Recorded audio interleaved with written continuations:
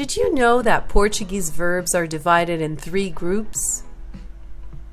Each group is based on the last 2 letters of the infinitive form. So we have AR, ER, and IR verbs. Let's learn how to conjugate regular AR verbs in the present tense. Look at the verb in the infinitive and remove the AR, that is the stem. For comprar, the stem is COMPR. For first person, add O to the stem. Eu nado.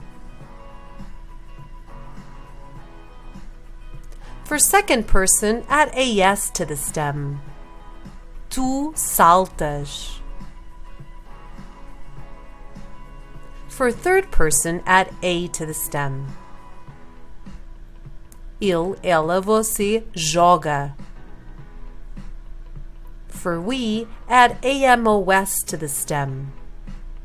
Nós trabalhamos. For third person plural, add AM to the stem. Eles, elas, vocês ganham. So let's recap.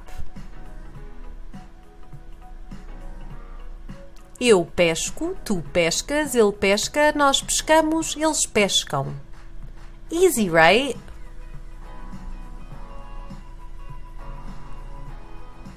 Did you know that our patrons on patreon.com watch our videos firsthand?